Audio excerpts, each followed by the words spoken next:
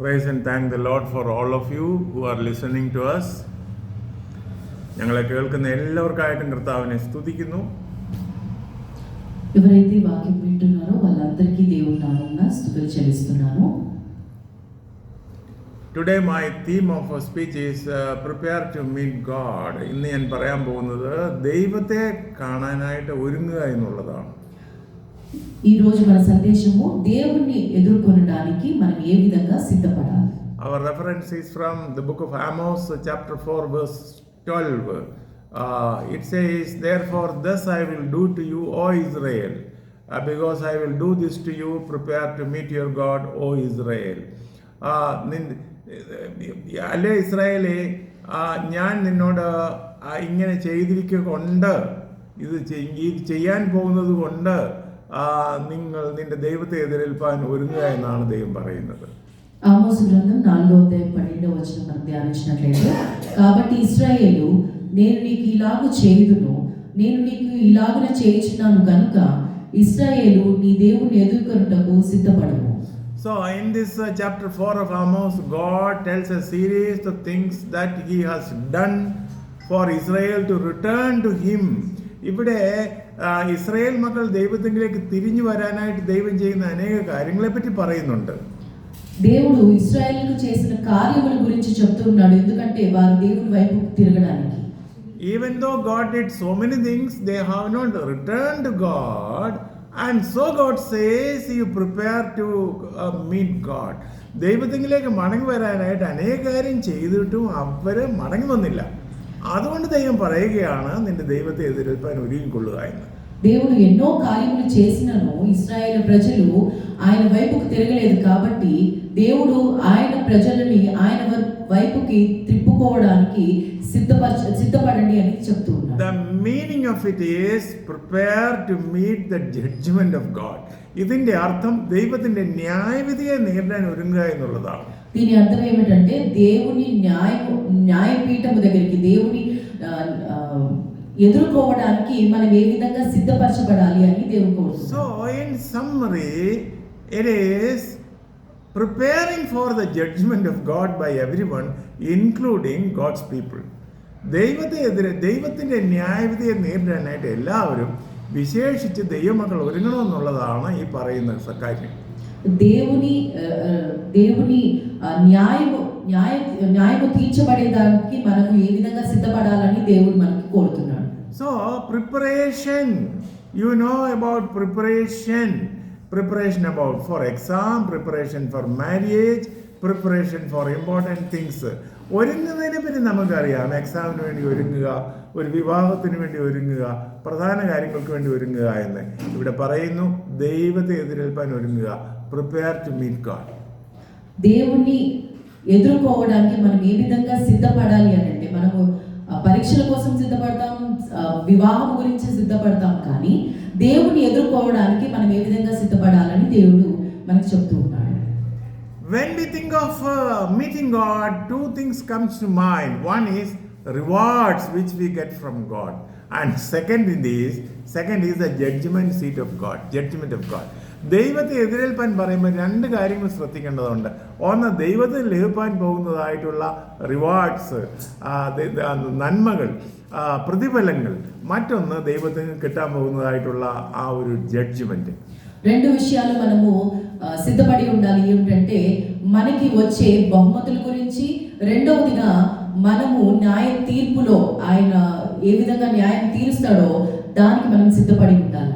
We are always thinking of the rewards getting from God, and we are in full knowledge of what good things we get from God. ദൈവത്തിന് കിട്ടാൻ പോകുന്നതായ റിവാർഡ്സിനെ പറ്റി, നന്മയെ പറ്റി നമ്മൾ വളരെയധികം അറിഞ്ഞിട്ടുണ്ട്, പഠിച്ചിട്ടുണ്ട്. మనము దేవుడిచ్చే బహుమతుల గురించి మనము ఎక్కువగా ఆలోచిస్తున్నాం, ఎక్కువగా దాని గురించి సిద్ధపడుతున్నాం తప్పించి దేవుడు మన నుంచి ఏది కోరుతున్నాడో దాని గురించి మనం సిద్ధపాటుగా లేము. We are all not much thinking about the judgment seat of God and standing before God for judgment. ദൈവത്തിന് മുമ്പാകെ ദൈവത്തിന്റെ ന്യായവിധിയുടെ സിംഹാസനത്തെ പറ്റിയും ദൈവത്തിന് കിട്ടാൻ പോകുന്നതായിട്ടുള്ള ആ ഒരു ന്യായവിധിയെ പറ്റിയും നമ്മൾ ആരും അധികം ചിന്തിക്കാറില്ല. దేవుని న్యాయపీఠమందు దేవుని న్యాయం తీర్చే పరిస్థితిలో మనము సిద్ధపాటుగా దాని గురించి మనం సిద్ధపాటుగా కలిగి ఉండటం లేదు. One reason is our fear. We want to think of only beautiful things and sweet things. We don't want to think of things which are fearful. അത് ഒരു കാര്യം നമ്മുടെ ഭയമാണ്. നമുക്ക് മധുരമുള്ള കാര്യങ്ങൾ, സന്തോഷമുള്ള കാര്യങ്ങളെ പറ്റി മാത്രം ചിന്തിപ്പാനാണ് ഇഷ്ടം. മറ്റുള്ള കാര്യങ്ങളെ പറ്റി നമുക്ക് ഇഷ്ടമില്ല. మనం దేవుని న్యాయపీఠం దగ్గరికి వెళ్ళలేకపోతున్నాం ఎందుకంటే మనకి భయము ఉండే స్థితిలో ఉంటున్నాం కాబట్టి దేవుని న్యాయపీఠం దగ్గరికి మనము వెళ్ళలేకపోతున్నాం. As I can understand in my spiritual knowledge, there are two levels of judgment. One is judgment of sending sinners to hell. The other one is judgment of believers who will be living with God.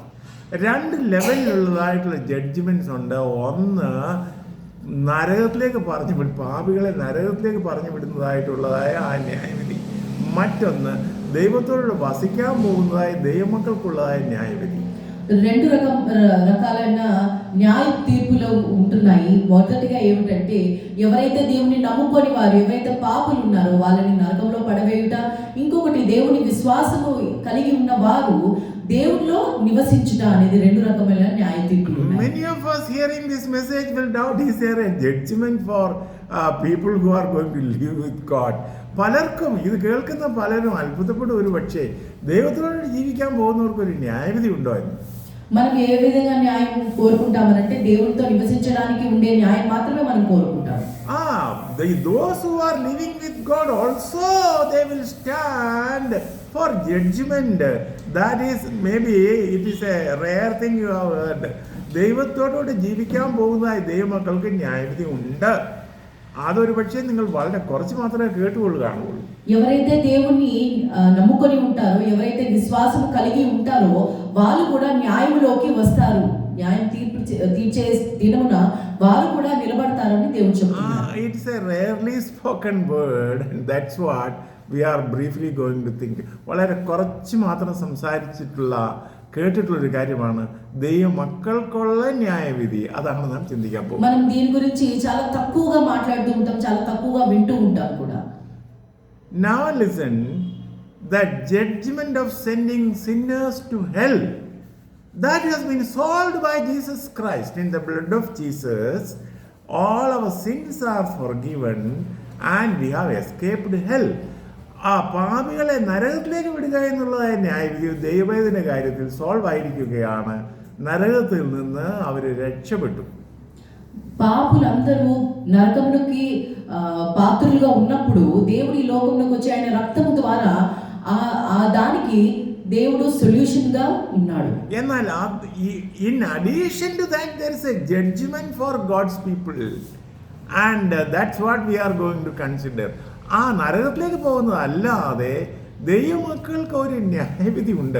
అదాన നാം കാണാൻ പോകുന്നത്. మనం పాపం నుంచి తప్పించబడిన ఉన్నాము, కానీ మనము దేవుని న్యాయ తీర్పులో మనం కూడా పాలిభాగస్తులుగా ఉన్నామని గ్రహించాలి. So it is a very important message for all the church members, every believer, to know the judgment of God for the children of God. എല്ലാ സഭകൾക്കും എല്ലാവർക്കും വളരെ അത്യാവശ്യമായിട്ട് അറിയേണ്ട കാര്യമാണ് ദൈവത്തിന്റെ ന്യായവിധി ദൈവമക്കൾക്ക്.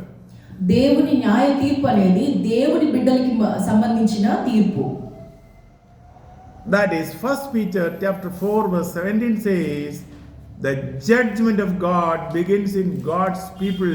He says, for that time is come for the judgment to begin in the house of God, and it began first in us. What shall be the end of them that obey not the gospel of God? ന്യായവിധി ദൈവഗ്രഹത്തിൽ ആരംഭിപ്പാൻ സമയമായെങ്കിൽ അധർമ്മികളുടെയും പാപികളുടെയും ഗതി എന്താകും? మొదటి పేతురు 4వ అధ్యాయం 17వ వచనంలో గమనించినట్లయితే దేవుని తీర్పు మొదటిగా దేవుని ఇంటి వద్ద మొదలవుతున్న సమయము మనకు వచ్చినదని దేవుడు చెప్తూ ఉన్నాడు. So it says the judgment of God is going to begin in the house of God, and we are the house of God. ദൈവത്തിന്റെ ന്യായവിധി ദൈവഗ്രഹത്തിൽ ആരംഭിക്കും. നമ്മളാണ് ദൈവഗ്രഹം. దేవుని తీర్పు దేవుని గృహంలో మొదలవుతుంది. మనము దేవుని గృహంలో ఉంటున్నాం కాబట్టి మనం కూడా న్యాయ తీర్పులో ఉంటున్నాము. We are seeing so many complications in the life of people who claim they are believers. Once they testified, they accepted Christ, but their life is not in order and life is against the principle of the word of God. ഒരിക്കൽ രക്ഷിക്കപ്പെട്ടെന്ന് പറയുകയും മുന്നോട്ട് സഭയിൽ വരികയും ചെയ്തതായ പലരുടെയും ജീവിതത്തിൽ വചനപ്രകാരം അംഗീകരിക്കാനാവാത്തതായ പല complications ഉണ്ട്. അത് ദൈവിക ന്യായവിധിക്ക് യോജ്യമായ കാര്യങ്ങളാണ്. దేవుని తెలుసుకున్న వారు దేవుని న్యాయ తీర్పులో ఉన్నట్టుగా అనుకుంటున్నారు, కానీ వారి జీవితము క్రమబద్ధీకరణలో లేదు కాబట్టి వారు దేవుని ఎదుర్కోలేకపోతున్నారు. So many people are deceiving themselves by saying, oh, judgment is over. In Christ, all things have been forgiven. And many of them live as they please, without paying attention to the word of God. അനേകം ആളുകളും തങ്ങളെ തന്നെ ചതിക്കുകയാണ്. ക്രിസ്തു ന്യായവിധിയെല്ലാം ഏറ്റെടുത്ത് കഴിഞ്ഞ് ഇനി ന്യായവിധിയൊന്നും ഇല്ല എന്ന് പറഞ്ഞ് ഇഷ്ടം പോലെ വചനം അനുസരിക്കാതെ ജീവിക്കുക. చాలా మంది తమను తాము మోసపుచ్చుకుంటున్నారు. ఏమిటంటే యేసు ప్రభు ఈ లోకానికి వచ్చి మన కొరకు చనిపోయి ఉన్నారు కాబట్టి మనకి న్యాయ తీర్పు లేదు అనేసి వాళ్ళు తమను తాను మోసపుచ్చుకుంటున్నారు. But remember, there is a judgment for the people of the house of God, for the believers. What is that according to the word of God? We are going to see a little bit. ദൈവ മക്കൾക്കുള്ളതായ ന്യായവിധി അല്പസമയം നാം കാണാൻ പോവുകയാണ്. നാം ശ്രദ്ധയോടെ കേൾക്കുക. కానీ దేవుని బిడ్డలకి, దేవుని విశ్వసించిన వారికి తీర్పు ఉంటుంది. ఆ తీర్పు ఎలా ఉంటుందో మనం ఇప్పుడు నేర్చుకుందాం. 2 Corinthians chapter 5 verse 10, in that Apostle Paul says, we must all appear before the judgment seat of God, so that each one may receive what is due for what he has done in the body, whether good or evil. അവിടെ പൗലോസ് പറയുകയാണ്, നാം എല്ലാവരും ദൈവത്തിൻ്റെ ന്യായാസനത്തിന് മുമ്പാകെ നിൽക്കേണ്ടതാകുന്നു. അവനവൻ ശരീരത്തിരിക്കുമ്പോൾ ചെയ്തത് നല്ലതാവിലും തീയതാവിലും അതിന് തക്കവണ്ണം പ്രാപിക്കേണ്ടതിന്. 2 కొరింథీ 5వ అధ్యాయం 10వ వచనంలో మనం చూసినట్లయితే, మనమందరము క్రీస్తు న్యాయపీఠం ఎదుట ప్రత్యక్షము కావాలను. అప్పుడు ప్రతివాడు తన శరీరంతో చేసిన క్రియలు, అవి మంచివైనను సరే చెడ్డవైనను సరే, తగిన ప్రతిఫలము పొందుతాము. Now అందరూ, we all means everybody, we have to stand before the throne of Christ. നമ്മൾ എല്ലാവരും ക്രിസ്തുവിൻ്റെ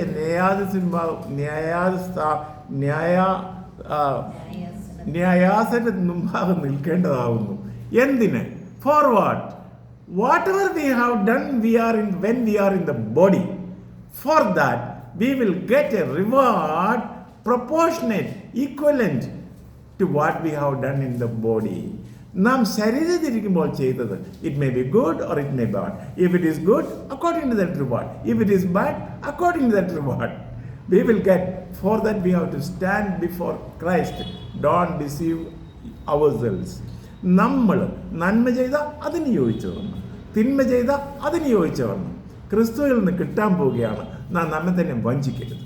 మనము క్రీస్తు న్యాయ సింహాసనం పీఠం దగ్గరికి వెళ్ళినప్పుడు మనం విశ్వాసులమైనా సరే, మన శరీరంతో చేసిన క్రియలు, అవి మంచివైనను సరే చెడ్డవైనను సరే, మనకి తగిన బహుమానము, తగిన న్యాయము దేవుడు మనకు తీర్పు తీర్చే దేవుడుగా ఉంటున్నాడు. Now starting from the lower end to the higher end, താഴെ നിന്ന് മുകളിലോട്ട് പോയാൽ, okay, in the kingdom of God there will be some people grumbling against God.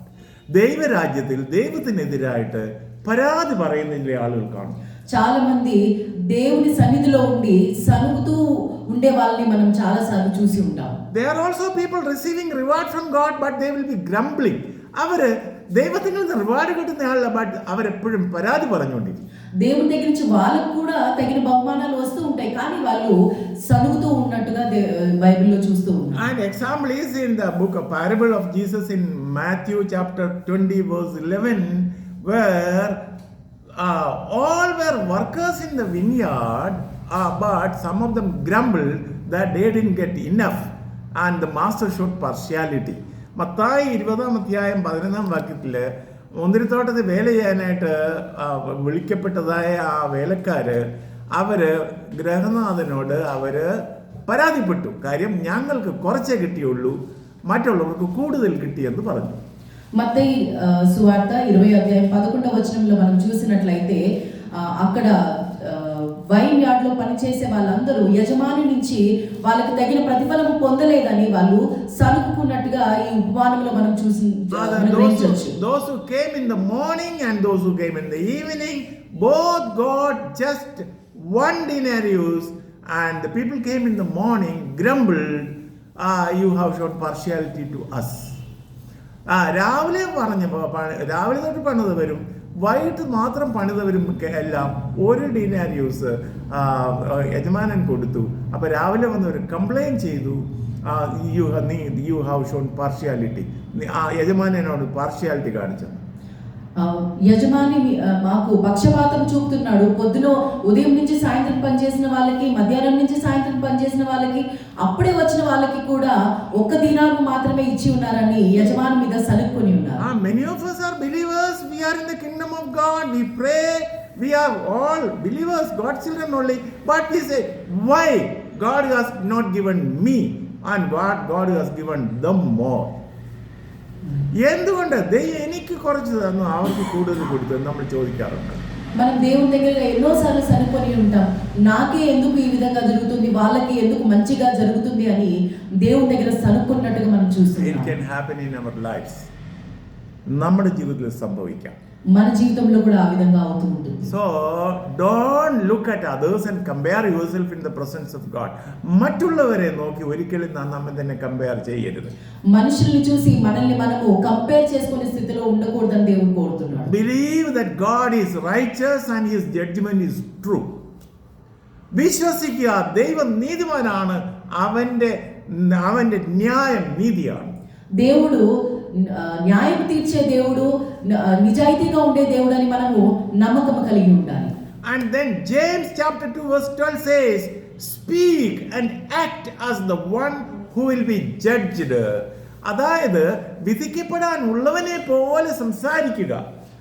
యాకోబు గ్రంథము 2వ అధ్యాయం 12వ వచనంలో చూసినట్లయితే తీర్పు తీర్చబడే వ్యక్తిగా మాట్లాడండి అని, ప్రవర్తించండి అని దేవుడు చెప్తున్నాడు. It's very important. Listen, when you judge others, remember you are the one to be judged and speak like that. മറ്റുള്ളവരെ വിധിക്കുമ്പോൾ ഞാനാണ് വിധിക്കപ്പെടുന്നുള്ള ബോധ്യത്തോടെ സംസാരിക്കുക. ఇతరుల్ని మనము తీర్పు తీర్చేటప్పుడు మనము కూడా తీర్పు తీర్చేబడే వారంగా ఉండాలని గ్రహించాలని దేవుడు కోరుతున్నాడు. And in Matthew chapter 12 verse 36 it is very important to listen to this. Jesus is telling, I tell you, on the judgment day people will give account of every careless word they speak. ന്യായവിധി ദിവസത്തിൽ മനുഷ്യൻ പറയുന്ന ഏത് നിസ്സാര വാക്കിനും അവൻ കണക്ക് ബോധിപ്പിക്കേണ്ടി വരും. మత్తయి సువార్త 12వ అధ్యాయము 36, 37 వచనాల్లో చూసినట్లయితే మనుషులు పలికే ప్రతి వ్యర్థమైన మాటకి తీర్పులో వాళ్ళు తీర్పు తీర్చబడతారని దేవుడు చెప్తూ ఉన్నాడు. You are a believer, you have been baptized by the Spirit, you prophesy, you do so many good works, but do you say a careless word? Remember, before God you will have to give an account of every careless word that you and I speak. നീ രക്ഷിക്കപ്പെട്ട ആളായിരിക്കാം, ആത്മാക്ഷയം പ്രാപിച്ച ആളായിരിക്കാം, നീ പ്രവചിക്കുന്ന ആളായിരിക്കാം, നീ നല്ല നല്ല കാര്യങ്ങൾ ചെയ്യുന്ന ആളായിരിക്കാം. പക്ഷേ നിസ്സാരമായ വാക്കുകൾ നാം പറയുന്നത് దైవത്തിന് ముമ്പా కణకు బోధింపేంట దివసం വരുന്നെന്ന് వచనం പറയുന്നു. నువ్వు విశ్వాసి అయి ఉండొచ్చు, రక్షింపబడి ఉండొచ్చు, మంచి ప్రవర్తన కలిగి ఉండొచ్చు, కానీ మనము వ్యర్థమైన మాట పలికినప్పుడు అది మనము తీర్పులో మనము అకౌంటబిలిటీగా ఉంటామని దేవుడు చెప్తూ ఉన్నాడు. In 1 Corinthians chapter 3, Apostle Paul is speaking about how our works will be tested. നമ്മുടെ പണികൾ എങ്ങനെയാണ് ടെസ്റ്റ് ചെയ്യുന്നതെന്നുള്ളത് അപ്പോസ്തലനായ പൗലോസ് പറയുന്നു 1 Corinthians chapter 3. మొదటి కొరింథీయులు 3వ అధ్యాయంలో మనం చూసినట్లయితే మనం చేసే పనిని బట్టి మనకి ఏ విధంగా తీర్పు తీరుస్తాడని మనం తెలుసుకోవచ్చు. We need to listen this very carefully. He says, if our work is with hay and grass, it will be burned. നമ്മുടെ പണികൾ പുല്ലുകൊണ്ടും വൈക്കോലുകൊണ്ടും ആണെങ്കിൽ അത് കത്തിപ്പോകും. మన పని గడ్డిలాగా తేలికలాగా ఉన్నట్లయితే కాల్చివేయబడడానికి అది అర్హం కలిగి ఉందని దేవుడు చెప్తూ ఉన్నాడు. But if our work is like gold and precious stones, it will not be burned in the fire, it will remain. നമ്മുടെ പണികൾ സ്വർണ്ണ കല്ലുകൊണ്ട് വിലയേറിയ കല്ലുകൊണ്ടാണെന്നുണ്ടെങ്കിൽ അത് വെന്തു പോവുകയില്ല, അത് നിലനിൽക്കും. మనం చేసే పనులు బంగారము వంటివి, వజ్రము వంటి పనులు మనం చేసినట్లయితే అవి నిలకడగా ఉంటాయని దేవుడు చెప్తున్నాడు. It is not giving any additional value for gold. It is only telling it will not be burned by fire. സ്വർണ്ണത്തിന് പ്രത്യേക വിലയൊന്നും അവിടെ കൊടുക്കുകയല്ല, സ്വർണ്ണത്തിന്റെ ക്വാളിറ്റി, തീക്കകത്ത് കത്തിപ്പോകാത്ത ക്വാളിറ്റിയെ പറ്റി അവിടെ പറയുകയാണ്. అది కాల్చివేయబడడానికి మనం చేసిన కార్యములు బంగారము వంటివి అయితే అది కాల్చివేయబడడానికి కాదు, కానీ దానికి ఉండే ఘనమైన విలువ ఉంటుంది. Now listen to this word carefully. Let us listen, every one of us. 1 Corinthians chapter 3 verse 15. If one work is burned up, he will suffer loss, yet he himself will be saved. If one's work is lost, he will suffer loss, but he himself will be saved. ഒരുത്തന്റെ പ്രവൃത്തി വെന്തുപോയെങ്കിൽ അവന് നഷ്ടം വരും, അവനോ രക്ഷിക്കപ്പെടും. కొరింథీయులకు రాసిన పత్రిక 3వ అధ్యాయం 15వ వచనంలో మనం గమనించినట్లయితే అతను చేసే పని కాలిపోయిన స్థితిలో ఉండొచ్చు, కానీ అతను నష్టపరిచిపోయి ఉండొచ్చు, కానీ దేవుడు అతన్ని తప్పించే స్థితిలో ఉంటున్నాడు అని గ్రహించాలి. That means it is not about people going to hell. It is about people going to heaven who will suffer loss. ഇത് നരകത്തിൽ പോകുന്ന ആൾക്കാരെ പറ്റിയല്ല, ഇത് സ്വർഗത്തിൽ പോകുന്ന ആൾക്കാരെ പറ്റിയാണ് അവർക്ക് നഷ്ടം സംഭവിക്കുമെന്ന് പറയുന്നത്. ఎవరికైతే నష్టం సంభవించిందో వారు దేవుని రక్షణలోకి నడిపించబడతారు, దేవుని న్యాయ తీర్పు నుంచి హెవెన్ కి వెళ్ళే స్థితిలో వాళ్ళు ఉంటారని దేవుడు చెప్తున్నాడు. And that people going to heaven also will suffer loss if their work is burnt. వాళ్ళ పని స్వర్గത്തിൽ പോകുന്ന ആളുകൾക്കും നഷ്ടം സംഭവിക്കും അവരുടെ പ്രവൃത്തി വെന്തുപോയാൽ. వాళ్ళు చేసే పని నష్టపోయినా కానీ వాళ్ళ నష్టాన్ని అంగీకరించి వాళ్ళు నష్టపోయినా కానీ దేవుడు వాళ్ళని కాపాడే స్థితిలో ఉంటున్నాడు. Yes, the question we all should ask is, Jesus saved us and we will go to heaven, but will our works be burnt when God is testing our works? നാം കർത്താവ് നമ്മളെ രക്ഷിച്ചതുകൊണ്ട് സ്വർഗത്തിൽ പോകും, പക്ഷേ ദൈവം നമ്മുടെ പ്രവൃത്തികളെ ടെസ്റ്റ് ചെയ്യുമ്പോൾ വെന്തു പോകുമോ എന്നുള്ളത് നമ്മൾ നോക്കണം. మనం చేసే పనులు దేవుడు మనల్ని పరీక్షించినప్పుడు అవి కాలిపోయిన స్థితిలో ఉన్నప్పటికీ కూడా దేవుడు మనల్ని రక్షించే స్థితిలో ఉన్నాడని గ్రహించాలి. Even when God is saving us, you need to examine whether your work will be burned off. ദൈവം നമ്മളെ രക്ഷിക്കുമ്പോൾ കൂടെ നമ്മുടെ പ്രവൃത്തികൾ വെന്തുപോകുമോ എന്ന് നമ്മൾ സൂക്ഷിക്കേണ്ടത് ആവശ്യമാണ്. దేవుడు మనల్ని రక్షించినను మన ప్రవర్తన దేవునికి ఇష్టమైనట్టుగా ఉందా లేదా అని మనం గ్రహించాలి. Praise the Lord. Praise the Lord. And that is the judgment for believers. അതാണ് വിശ്വാസികൾക്കുള്ളതായ ജഡ്ജ്മെന്റ്. అది మన విశ్వాసములకు ఉండే న్యాయ తీర్పు. So we saw in the beginning that the judgment of God will start in the house of God, and a series of ways in which we all will be judged by every idle word. നമ്മൾ ന്യായവിധി ദൈവഗ്രഹത്തിൽ ആരംഭിക്കുമെന്നും ഒരു നിസ്സാര വാക്കിന് കണക്ക് ബോധിപ്പിക്കേണ്ടി വരുമെന്നും വചനം പറയുന്നതാണ് നമ്മൾ കേട്ടത്. നമുക്ക് നമ്മളെ തന്നെ సమర్పించాం. ముందుగా మనము చూసినట్లుగా న్యాయ తీర్పు అనేది దేవుని ఇంటి నుంచి మొదలవుతుంది. అది మనం దేవుని గృహంలో మనం ఉన్నాం కాబట్టి మన నుంచి మొదలవుతుంది. So there are grumbling people in the kingdom of God, and there are people who will lose the work they do, the reward they will lose in the kingdom of God, and the minimum salvation they get. And that is why Apostle Paul says, my crown will not be taken by anybody. Apostle Paul was careful. His crown should not be taken by anybody. അപ്പോൾ സ്വർഗരാജ്യത്തിൽ പരാതിപ്പെടുന്ന ആൾക്കാരുണ്ടെന്നും തങ്ങളുടെ പ്രവൃത്തി എരിഞ്ഞു പോകുന്ന ആൾക്കാരുണ്ടെന്നും നമുക്ക് മനസ്സിലാകുന്നു. അപ്പോസ്തലൻ പൗലോസ് പറഞ്ഞു, എൻ്റെ കിരീടം വേറെ ആരും എടുക്കാതെ ഇരിപ്പാൻ അങ്ങനൊരു സാധ്യതയുണ്ട് എന്ന് പൗലോസ് പറഞ്ഞു. పౌలు చెప్పినట్లుగా నా జీవ కిరీటాన్ని ఎవరూ తీయలేరు అని ధైర్యంగా చెప్పినట్టుగా మనం చూస్తూ ఉన్నాం. Praise the Lord. Praise the Lord. So being a believer, being a child of God, prepare to meet God. ഒരു വിശ്വാസിയായി ദൈവത്തിലായിരിക്കെ ദൈവത്തെ എതിർക്കാൻ ഒരുങ്ങുക. ദൈവം നമ്മളെ അനുഗ്രഹിക്കട്ടെ. May God bless you. దేవుని బిడ్డలుగా, దేవుని విశ్వాసులుగా దేవుని ఎదుర్కోవడానికి మనము సిద్ధపడి ఉండాలని దేవుడు కోరుతున్నాడు. Let us all examine ourselves and prepare ourselves to meet God. మనల్ని మనం పరీక్షించుకొని దేవుని ఎదుర్కొనుటకు